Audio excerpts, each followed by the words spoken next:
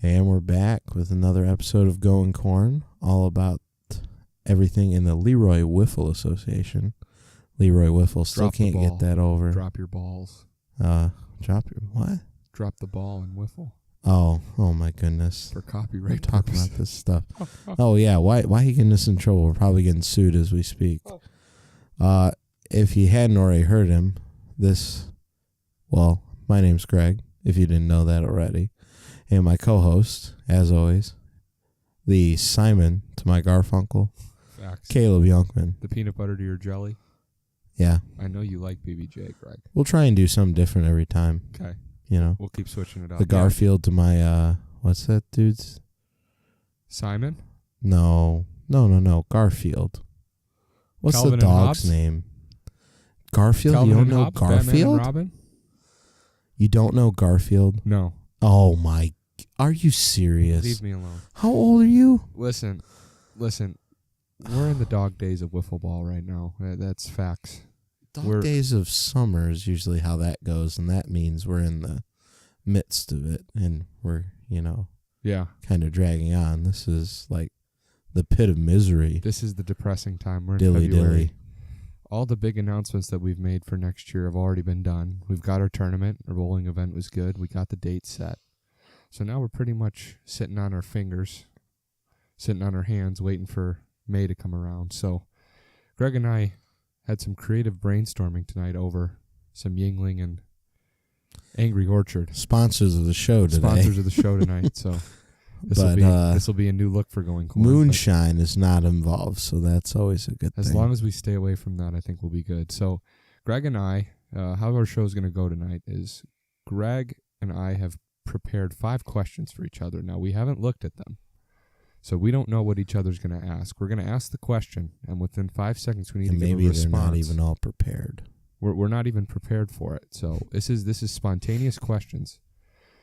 Now, the person who we ask it to, if I ask Greg a question, needs to respond in 5 seconds, and then we'll debate about his answer. We're going to do 10 questions between the both of us. We'll take a quick break. And then we have, since this is being taped at the Youngman house, we felt it would be necessary to bring in one of the, I would say, more vibrant characters in Leroy. Yeah. Young Sharif. Some people call him Sheriff. Some people call him Jared. Ooh, James. We're gonna have a stalk of corn with Sheriff here on Going Corn. So let's hop into these questions. I got the first one for Greg. You betcha. So now remember, 5 seconds to answer this. So you have to answer off the top of your head. Oh boy. Question number 1. Greg, who is the most underrated player in Leroy? 5. 4. Oh dear God. 3. 2. 1. Oh. Austin Gibson. I don't know. Okay. I mean, okay, and why?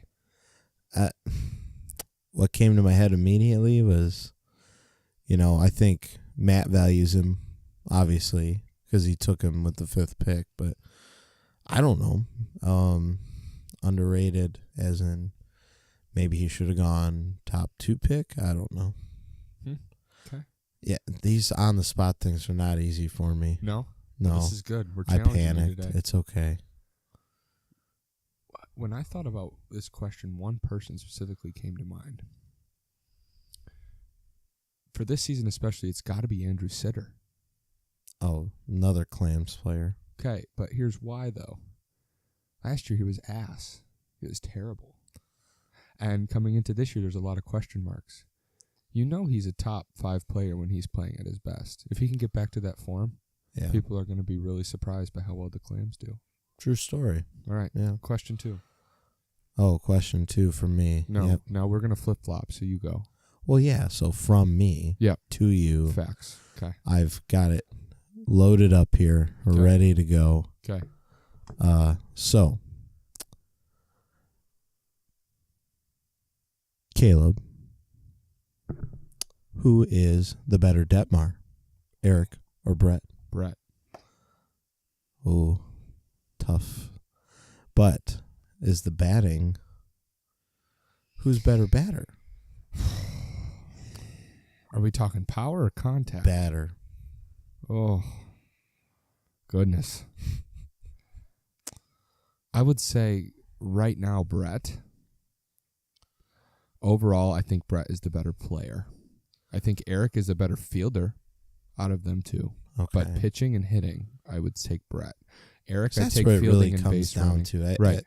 I mean, I think for the most part, everyone that you have your average, I think everyone's at average for the most part, except for like the people that you know are not great. Me, Right. Maybe Kyle, some of the other slower guys, but just for the sheer fact that you're slow. Right. When this, you got to be fast. But I don't know. That's a toss-up for me, too. I think they're close. Especially with the season Eric had last year. Yeah.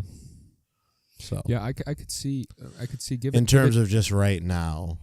Yeah, it has to be Brett. It has to be Brett right now. Give it 2 or 3 years, and if Brett takes a year off, oh yeah, that's going to be a much interesting. Who knows? Much more interesting. Dr. question Detmar. in a few years. So, all right, question number 3, and this one is in lieu of having our interview with the sheriff coming up later. A lot of people have projected the Badgers to be a championship team. I want to know, if things don't go according to plan, why will the Badgers not win the title this year? Pride. Okay. Good answer. So Talk about that. I think it's not just Jared. Jared is a good owner. He knows how to take his team, to the championship game. I think it could be his other players, though. I think if Jeremy and Wes start getting a little too confident in their skills and abilities and think maybe they, in a first-round playoff kind of thing, maybe if they play one of those death bracket team or something like that, maybe somebody could sneak past them just because they are overlooking, kind of like what the Steelers did, with Jacksonville. Yeah. That kind of thing. I don't see it really happening, but that's valid. I think for me it more relies within their fourth player. A lot of teams' fourth player isn't going to be good, but if the Badgers have to get a player within that salary cap. The Badgers' fourth player is not just going to be bad. They're going to be cheeks, straight buns.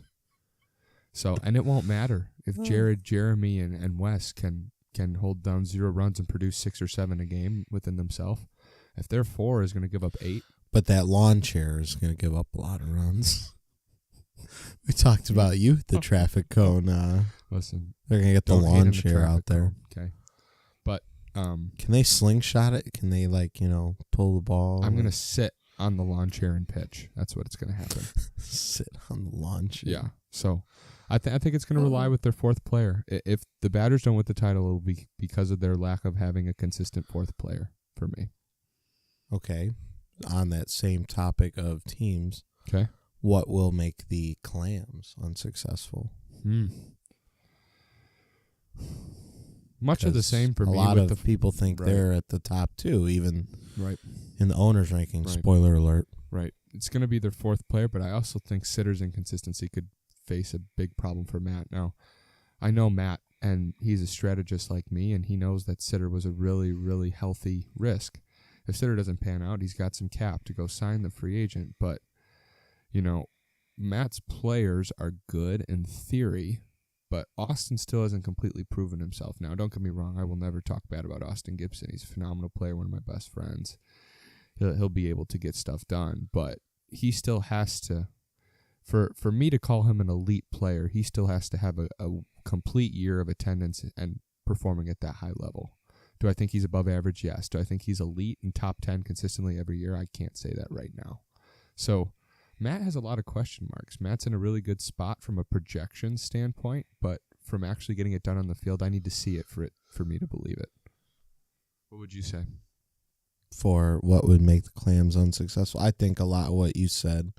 Sitter possibly not being there or being as consistent as he was a couple years ago. And then, Austin Gibson, is he going to be, with the injury last year, we didn't get to see a whole lot of him. We saw good spurts here and there. And right. I really do think the home run derby left a lot of people with a good taste in their mouth for him. Right. So I think that helped the situation of him being drafted so high. Right. But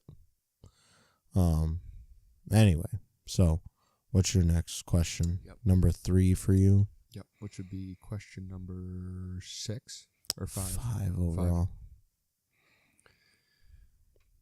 What is Tim's greatest strength as a commissioner?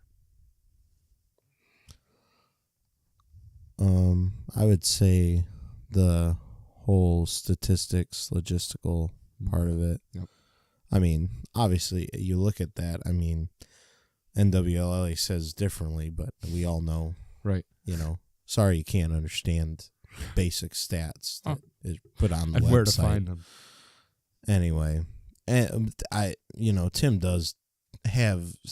has moved them with the new, website reworking and all that, but now it is on a stat site. So there's no question about it. Right. So, and he took a lot of time. He imported every game from when we started. I know. And you can look back at historical games, which is so cool because, but that's the kind of thing he does. I mean, he's working on some of his other things like the leadership skills and the, putting his foot down on stuff. Right. And now I think that's kind of hurt some of the things, but we'll see how they work out. I mean, he took a bold move this year, and I think that could work out for him. I think we got a lot of committed people, so yeah. What would you say? Yeah, that's a perfect transition to what I was going to say. I think his greatest strength as a leader is delegating, is understanding when he has people in good positions to be successful and allowing them to take control of that. I know that's been the case with me, Brett, you at times, Sheriff at times. I think Tim understands the power of having a support system around you, and if you don't have that, how quickly things can fall into the wayside. So I think he recognizes talent, he recognizes people's strengths, and he's able to play to them. And that's a very, very underrated skill, especially in leadership, because you can get burned out really quickly if you try and take it all on your own shoulders. So true story. Yeah. I think we've seen that before too. So right. All right. So question 6. Why do we gotta count? Can't it just be the third question for me? Third question from Greg. Okay. I mean, either way. So, Caleb, next question. Will Austin Warner be even 50% of what he was last year? Will he be as adequate as he was last year? Or No. will he have... No, he won't be. And that hurts me to say because liners need to stick together. Once a liner, always a liner. But Tim made a really good point in his Hawaiian synopsis. Austin did have 2 of the best fielders in the game behind him. And when he was also getting on base in front of 2 of the better hitters in the game. So when he was scoring runs, talking about yourself, I love it. It's fine. You have to call an ace, and Austin's losing a lot of help behind him this year now. Did Austin learn valuable skills in hitting the strike zone consistently? Yes, but he won't have the same fielding prowess behind him. But those balls in play are now going to be a lot different. Right. And without the right people behind him to field it, and also without people to drive him in consistently, do I think Austin's salary is going to dip a ton? No. But do I think he's above average? We'll see. Yeah. We'll see. I agree. I mean, and Tim came up with the same thing. If you haven't listened to his fireside chats about the rankings, he's got 2 of them out right now. Third one's in the works, unfortunately. But I'm a little... Isn't that your fireside chat? Yeah. It's ridiculous. No love. No love for the narwhals. Be noble, Greg. Be noble. Yes, I know. We will. When we're sliding into a 6 seed. Oh. Hot takes. No. Yeah, I think a lot of the same things. Yeah, you're right. You are a good fielder, and so is John. And I think that's going to be... I mean, you got now Tapper and Sam running out there behind you. I mean, Shane will probably be there when Austin's pitching, but Because if they go Shane, what do you think that? Well, the only way Austin will be able to have what do you think that rotation is? Do you think it's Shane, Sam, Austin? Kyle? It has to be. So then it'd be Shane and Kyle on the field. Right. That's an interesting The only way you could protect, and you're going to want, because Kyle's even a more pitch to contact guy than Austin, so you have to have Shane and Sam in the field for Kyle. Well, wouldn't you want Austin and Shane in the field? I think Sam's a better fielder than Austin. Really? Potentially. I don't know about that one. I think that's we could ask Sheriff his thoughts on that one later, because Sam was his number one last year. So, right. So, all right. Next question number 7. 7 of 10. Greg, we need a hot take. Oh no. Are we going to eat Pizza Bob's again this year? Are we going back to Morenci or not? Will we see Leroy and Morenci? Are we eating Pizza Bob's? Well, that place doesn't exist because it's Pizza Box. No, it's Pizza Bob's. It's Pizza Box. Pizza Bob's. It's Pizza Box. Bob's with an apostrophe S. No. Box with an X. They give you big ranches. Just big old jumbo-sized ranches. Well, you know what's in there. You know how they produce so much ranch. Quote, quote. Were you a donor? Huh? Were you a donor? A donor? For what? To the ranch supply. Oh, you betcha. You heard it here first. You heard it here first. So, okay, Greg, are we going to Morenci or not? Well, I was trying to get to that. You know, I was trying to correct you on a few things. I would like to go again. I think we can prove a lot. I think we could potentially have a player or two to come this year that would help us out. I think there's a pitcher that we could get that would help us out. But even with these rules, but you and the Monco thing, I'm going to. You're Monco is the real deal. You're cut off the show. No more co-host, Caleb. Caleb's I've been outed. What do you think? Do you want to go back? Do you think we're going to go back? I want to give it one last stab, but it's also like one of those things where I'm like, if we go, great. If we don't, I'm not heartbroken over it. It's a $300 entry fee, and everyone paid last year. I mean, Farkas is Farkas. You have to have a miracle hit like Sam did to beat him, and I mean, it's a great group of guys. That's don't get me wrong. It's just so boring to watch. It is. It's not fun to me. You know, everyone goes up there. It's just like usually strikeout, strikeout, strikeout. Right. I mean, we got some great hitters, but it's just annoying to watch. Right. And it's not a fun style. I mean, no.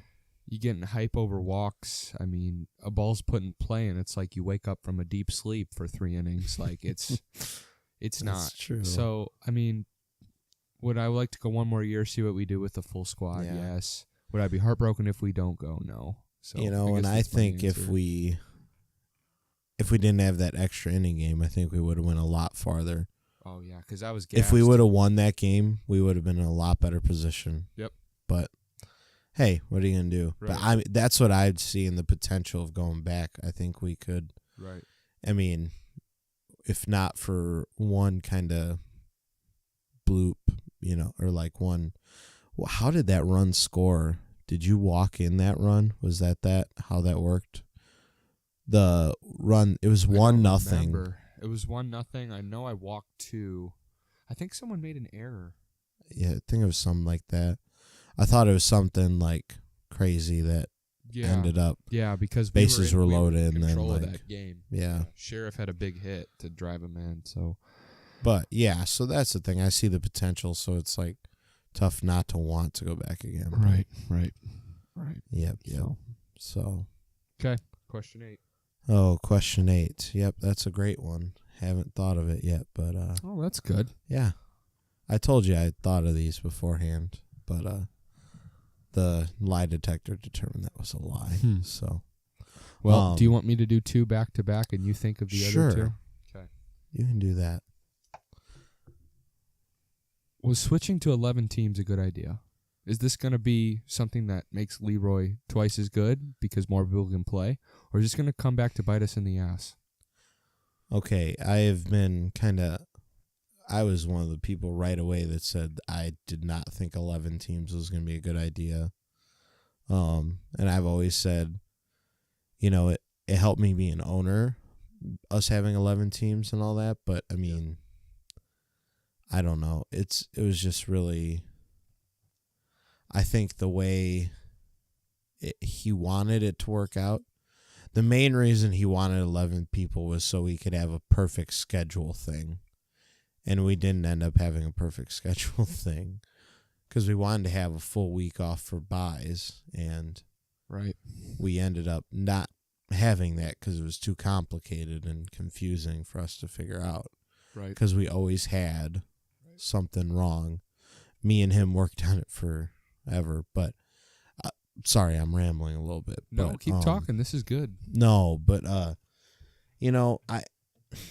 think it'll be good that more players want to play, but you always have to think of a little regression in the players that we saw. Right. And we got to try and get more players to, and I'm not in agreement with a lot of the roster rules and the salary hits and all this stuff because I just can't keep up with it for one. And it's just so hard and so confusing. He asked me, what was, tough part of being an owner for the fireside chat thing. He asked me that question. And I'm like, honestly, all the rules for the salaries and all the, trying to figure that all out in the roster expansion. We're talking about changing the roster things again. So, we'll see how it works out. I think it'll take some fine tuning, but this year I think will be rough, but I think we've got a good group of people to do it. Right. So, right. Thoughts? I do think that it's the right move to make with 11 teams. It's going to be more challenging than it would have been had we not have gone to 11. I mean, because we had a pretty good system of what we were doing and what we wanted to do. But I also think that we could face potential challenges. I mean, this puts a lot more, this puts a lot more emphasis on the owners. The owners have to be committed. The owners have to get their guys there. The owners have to promote the league. And I think they are. I think the group of people we have is great. Right. So. Right. I do too. I think they're doing a good job. I think in theory and in practice this will be good. It's going to be a lot more work, but in the long haul, I think it was the right thing to do. Do I think it was potentially a year early? Yes. But was it the right thing to do? Yes, as well. So I trust him. I trust his judgment. I'm going to back him 100%. He hasn't made a move that hasn't benefited the league, so I'm more than willing to hop in and do whatever I can to make this thing work. So yeah. So I've thought of some questions here in the last 10 seconds or so. Okay. It's for you. Okay. So now we've had a lot of talks with other leagues. We saw a good growth of Orbital people coming in. Yep. Over under 5 people from Wiffle Ball this year. Ooh, making their way to Leroy for over Wednesday night. Over. And I wouldn't say over unless I knew that we were going to have that team there. We have a team in Wiffle Ball this year. We get to create it. We get to put the guys in our roster. So that's going to be really exciting for us. And I think when we play people and we get to know them, we get to talk to them, interact with them, and the better relationship we build with Tyler Walk, I think we're going to be able to get those guys to come and play. Yeah. And it may not be that we get, 10-week guys, 9-week guys, 8-week guys, but, if we get a few 5 weeks, 6 weeks, guys that make it every other week when they can come, I think that's a start. And Wiffle Ball is a good league. They have a lot of positives. They have a lot of things that are going to be helpful for them, but we also have a lot to offer with Leroy as well. So I would say over 5. It may not be that all those 5 or 5, 6, 7, how many come consistently, but I think we'll be able to get over 5. I think there's at least, the reason I said 5 was because I thought there'd at least be maybe 2 or 3 consistent people. From what I remember, I believe Tyler was one of the people that said he really wants to come. Yeah. And he was excited about it. So I think that's going to be a big part of if this 11 thing, going back to that, if it can work or not, because, are we going to be able to, expand and get more people and have it like packed every week of trying to get in, right? And then potentially with the roster stuff and the Kermit players and all that stuff, like getting these players is a big deal. So I hope, Right. I'm hoping for in that 6 to 10 range Right. at least. Yeah. That'd be great. Absolutely. So Yeah. now, Last question yes, of the segment. last It's question. been a good segment. I believe so. We may need to bring this one back. I don't know. You don't know? mean, I'm sucking a little bit, but that's okay. You're not. You're actually really good on the spot. You Oh, need to give yourself more credit than what you do. Johnny on the spot. So, Give me something controversial. Come on now. controversial. Yeah. See, now you changed my thinking. I don't even know. Can't do it. No, What? I'm just kidding. So, who is a better leader? Ooh. Matt or Eric again? We're going to go back to an Eric question. Matt or Eric? Two new owners. Yep. Two new owners. Well, both have different leadership styles. So that's interesting. Okay. So Matt, But which Matt's- one's better? Yeah. Let me explain first. Matt's more of an easygoing kind of guy. He leads from having fun. He leads from a position of control, from relaxation, control. Eric's more of a guy that's on his toes. He wants to play. He plays a high tempo. He plays with tension. Who I think will be better suited for this league? I would say Matt. The team he drafted is more suited to his style.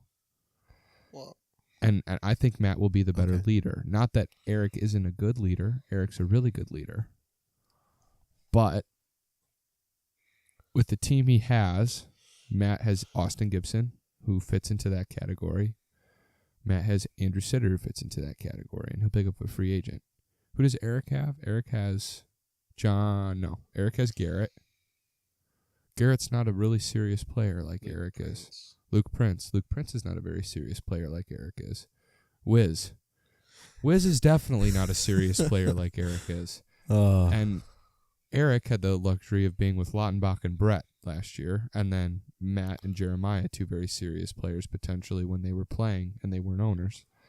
Eric's been a disciple and a product of his environment. And so Eric now stepping into that, will he be able to lead his team in the same way? I don't know. Eric's a phenomenal player. He's a good leader. But I think with the team that he has right now, Matt will be able to lead his team better than Eric will with the team he has right now. Okay. That's What are an your interesting take, because if you frame it of who will be the better leader over 5 years, how do you change that?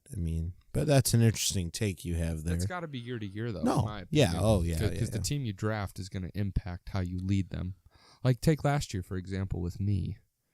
I handled John and Warner completely different. Mm-hmm. John, I was always on his ass, and he always gave me shit back, but he always responded. You know what I mean? I knew I was going to get shit back from John, but he always responded with play. All I needed to do was encourage Warner. When Warner was encouraged and had confidence, he played well. It's all about understanding your team and being able to cater to them, and I think Matt has a better chance of doing that this year than Eric does with his team, and that's just my opinion. Eric could completely prove me wrong. He could. But that's where I feel in this position right now. Yeah, I think all new owners, myself included, will have issues of leadership, learning how to lead a team. Right. Like, no personalities. Not and trying to figure out the people that we have, and all that stuff. That goes into it. Like you said, Matt is in a good position because he's good with Austin, good with, Sitter. Right. To where he can probably easily lead them. Right. And we'll see. And I think Eric can do it, but it's like you said, a lot of times, him and Brett were very intense, but Right. how many times did you look over and they're yelling at each other? Right. So that's going to be the thing. Is he going to start doing that with his players? Right. So big question marks, but absolutely. Yeah. So I think that wraps it up, right? That was questions. Absolutely. That was question 10. Yep. So we are going to take a short break, I believe, right? Yep. And then we're going to come back with what should be an interesting time with interesting and young Jared Sheriff Youngman. We'll be back. And we're back with another segment here. Hey, Greg. Hey, hello. Hi. Greetings, Greg. So, we got a good one today for you. So, hopefully we're going to do more of these interviews, hopefully with more people. Sheriff's already been on the show once or twice. One of the highest rated But interviews. we're a big fan of threesomes here. So we're going to make it a third time. Why not? You betcha. Okay, then. So, anyway, so let me go ahead and introduce our guest today, Sheriff Jared Youngman, been owner, every year but the first year? Or Yes. were you? Yes. Okay. Yes. 3-time All Leroy selection. 3-time All Batting Team. One of the better home run hitters in the league. 4th all-time in salary. Has hit the barn quite a few times. His reputation speaks for himself. The young man, I call him my brother, but most refer to him as the Sheriff. Sheriff, it's good to have you on the show. Welcome. Thanks for having me, guys. Appreciate it. Absolutely. So we're going to jump right into questions. This is a question show, this one for Going Corn, so we're going to keep it question specific. Greg and I came up with 2 questions each to ask the Sheriff. Some are hard-hitting, some are opinion, some we just want to let you know what's about the Sheriff. So here's the first one. Sheriff, you're coming up with the draft idea. You get to draft night. You got your 2nd round pick. Why Jeremy Ross? He's an horrible guy. He's a rookie last year. He's barely played. Why Jeremy? Sell us on Jeremy. Well, let's start off with this. I come into the draft, high hopes, coming to the championship. Haven't done that before as an owner. I had high hopes coming to this draft. I came with a list of players I hoped to get. That was all scratched and thrown away by the first round. Then I had no one on my list, no players, none of that. So these players just fell in my lap. Why Ross, though, you know? I wanted to take a gamble. You know, people in the upper picks. Roll the dice a bit, huh? Snake's eyes. But Okay. we had You go into the middle of the OK Corral, can do a shootout. Is that Yeah. kind of thing? little pew-pew. They passed up on West, so I got him with my first pick, and then he came up to... I was hoping to stag my man Sam Saul in the 2nd round, but he was taken by the Hawaiians. A little disappointed in that, but when it came to Ross, you know, I was hearing about him from Al a little bit about Ross, you know, his hitting ability, and his pitching ability was coming up soon, so I was hopefully he's going to be a good prospect for me. Yeah, I mean, Jeremy has a lot of potential, and we've seen that. He's really enthusiastic. He's a new owner in Orville as well. So he's going to bring some much valuable input and insight to your team, and I think he's a good addition. But the real follow-up to that question is, why you taking my draft board? Like, I swear everyone, including Sheriff here, taking my damn draft board. Everybody I wanted to draft, it was either you or Robbie. I wasn't even planning on drafting West with the first. I thought he was going to go 1 or 2. I was hopefully getting Austin. No one was looking to him or something. I would get him at my pick, but Matt picked him up. But West fell in my lap, and I took him. But Right. Well, that kind of ties along with another question we're going to ask. Greg has that. I mean, this has been, as we work through what next year is going to look like, this has been just a year of already, you know, question marks and surprises. So You gonna let me ask the question? go ahead. That's why I transitioned it for you. Gosh, man, you're just bogarting the show today. I'm on top of it. It's more like co-host Greg today. Well, Main host Caleb. CJ wants the spotlight a little bit. I guess so, man. Go ahead. You think he's a college basketball player or something? something like that. Oh, nice, Greg. Man. So, Stinger. Jared. So now with 11 teams, it's a lot different than years past. So what do you think will be the biggest difference between this year from all the other years here in Learbury?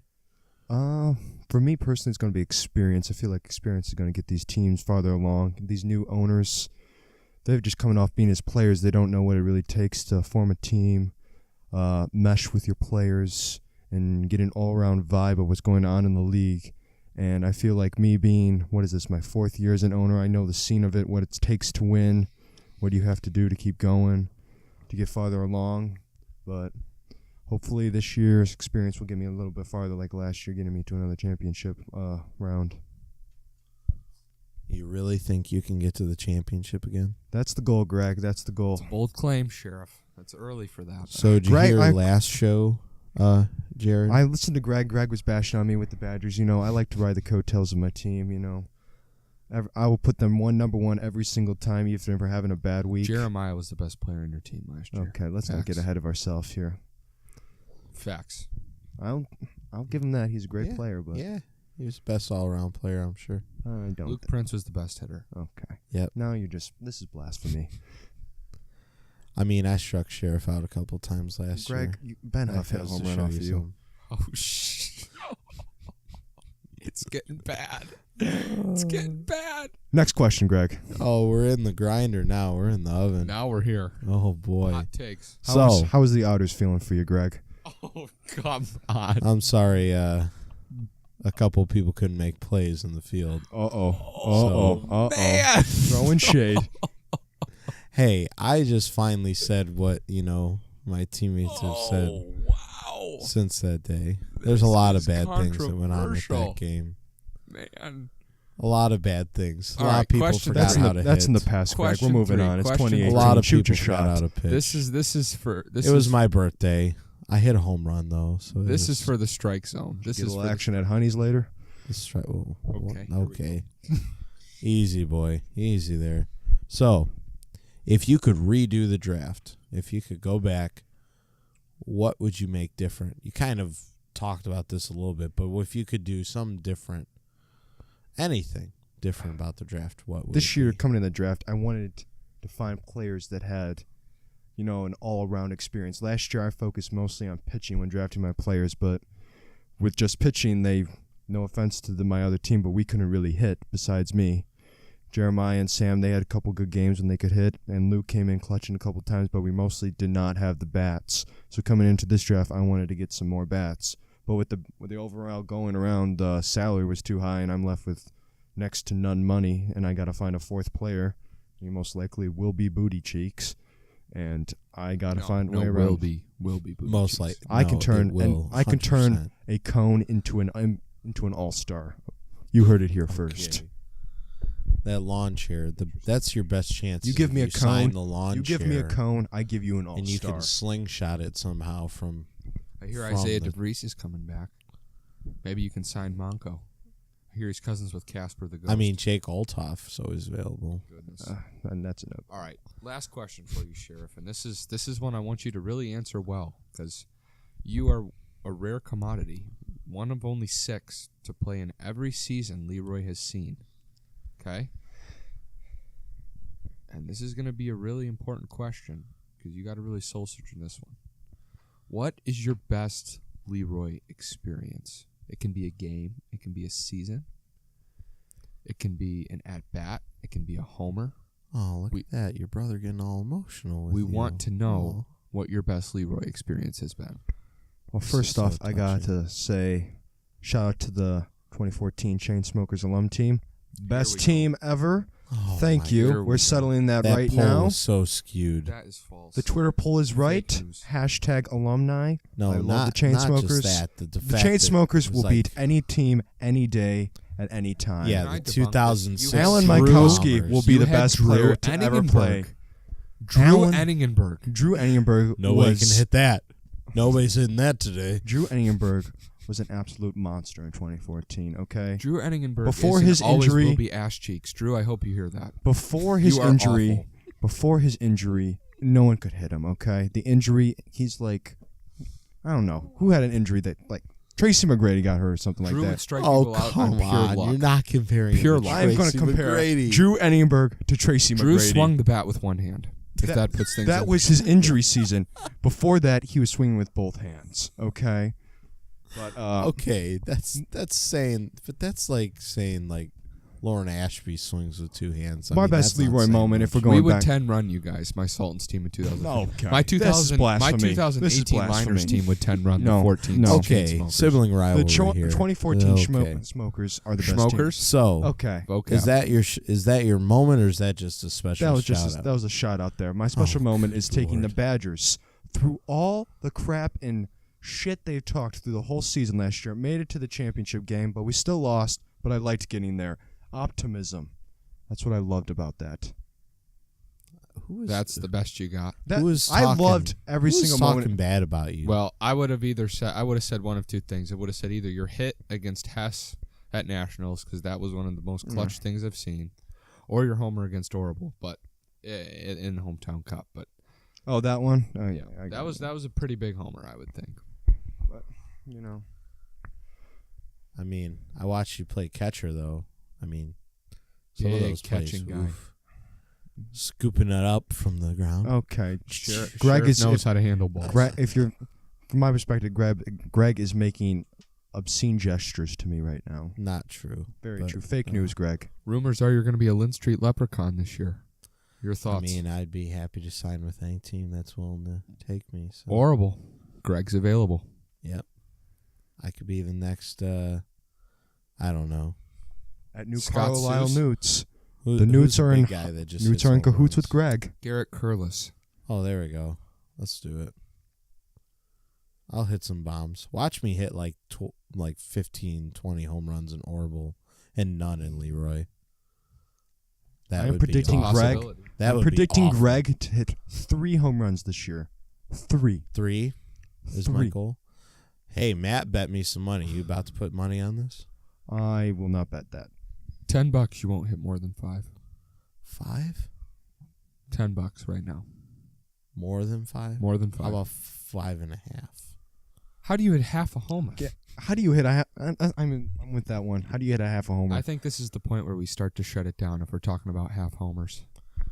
I'm just, like it goes out, but then the wind blows it back in. That's a judgment call, which I'm not leaving in your hands.